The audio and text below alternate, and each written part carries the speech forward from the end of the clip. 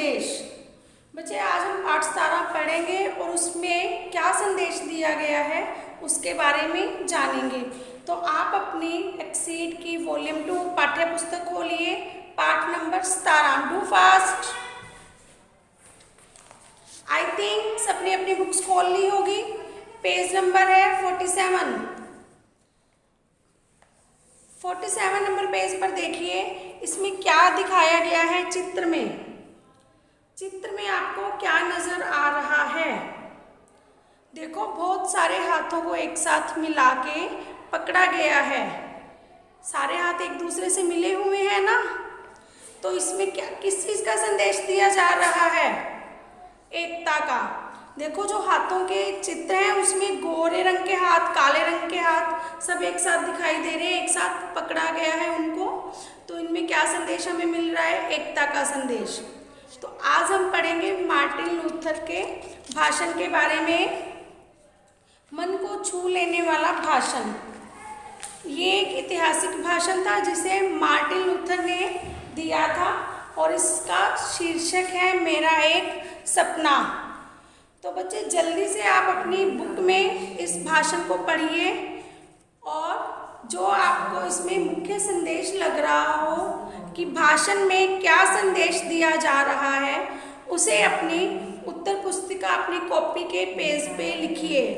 और अगर आपको किसी शब्द के अर्थ में मुश्किल आ रही हो तो शब्द संग्रह में से आप अर्थ देख सकते हैं। Please take your time and read your chapter. Do fast.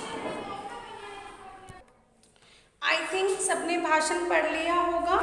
बच्चे, ये चैप्टर पढ़ने का हमारा मुख्य उद्देश्य है कि आप लोग भाषण सुनकर, भाषण पढ़कर उसके मुख्य संदेश के बारे में बता पाओगे। और मुख्य शब्द है भाषण।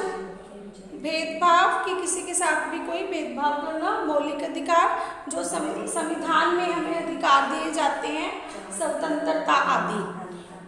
और अब आप मुझे बता सकते हो कि आपने जो भाषण पढ़ा है उसमें आपको क्या संदेश समझ आया है? यस, जो यह मार्टिन लूथर का भाषण है, इसमें मुख्य संदेश यह दिया जा रहा है कि अब अश्वेत लोगों से भेदभाव करने का समय खत्म हो चुका है। अब उनको अपने मौलिक अधिकारों के लिए, जो संविधान में उनको अधिकार दिए गए हैं, उनको प्राप्त करने के लिए संघर्ष करना होगा। बच्चे, मार्टिन लूथर जो थे अमेरिका में थे, वो अश्वेत जो काले लोग थे उनके हक के लिए, उनके हक की लड़ाई लड़ना चाह रहे थे कि जो संविधान में उनको अधिकार मिले हैं वो उनको वास्तविक जीवन में भी प्राप्त हो, क्योंकि वास्तविक जीवन में उनके साथ भेदभाव किया जा रहा था। तो उनके अनुसार उन्हें अपनी जो अधिकार प्राप्त करने की लड़ाई है वो शांतिप्रिय ढंग से करनी है। उन्होंने संघर्ष तो करना है, परंतु उनका संघर्ष जो है वो शांतिप्रिय ढंग से होना चाहिए। इस पाठ का मुख्य संदेश यह था।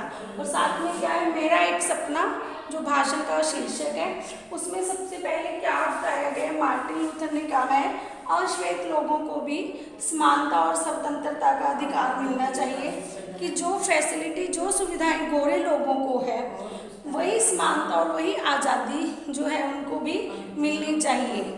हालांकि कागजी रूप में उनको सारे अधिकार, सारी स्वतंत्रताएं प्राप्त है, परंतु वास्तविक जीवन में उनके साथ बहुत ही भेदभाव किया जाता है। अश्वेत लोगों को मौलिक अधिकार प्राप्त होने चाहिए, वो भी गोरे लोगों के साथ स्कूल में पढ़ सके, होटल में जा सके, रेस्टोरेंट में खाना खा सके। ये सब चीज़ें उनके लिए भी अवेलेबल होनी चाहिए। इसके लिए वो संघर्ष करना चाहते थे, परंतु उनके संघर्ष करने का तरीका क्या होना चाहिए था? शांतिप्रिय, भेदभाव को मिटाना। जो भाषण है मेरा एक सपना, इसका एक संदेश और क्या है कि वो अश्वेत और श्वेत लोगों के भेदभाव को मिटाना चाहते थे। अनुशासन और सम्मान के दायरे में रह के संघर्ष करना, कि जो भी वो अपना संघर्ष करेंगे अपने अधिकार प्राप्त करने के लिए, उन्होंने अनुशासन में रहकर और सम्मान, अपने आत्मसम्मान में रहकर क्या करना है? संघर्ष करना है, ना कि देश की किसी भी चीज़ को नुकसान पहुंचाना है। ये भाषण पढ़कर क्या आपके मन में किसी तरह के भाव उत्पन्न हुए हैं? यस, ऐसा भाषण पढ़ के हमारे मन में दया के भाव उत्पन्न होते हैं जो अश्वेत लोग हैं उनके प्रति, कि उनको कागजों में तो सारे अधिकार मिले हैं परंतु वास्तविक जीवन में उनके बच्चे अच्छे स्कूल में नहीं पढ़ सकते, वो शहरों में नहीं रह सकते, उनको अलग बस्तियों में रखा जाता है, उनके साथ हर तरह से भेदभाव किया जाता है। तो ये थे इस भाषण के मुख्य संदेश। आई थिंक सबको टॉपिक क्लियर हो गया होगा। Now you all have to complete LP1 in your workbook.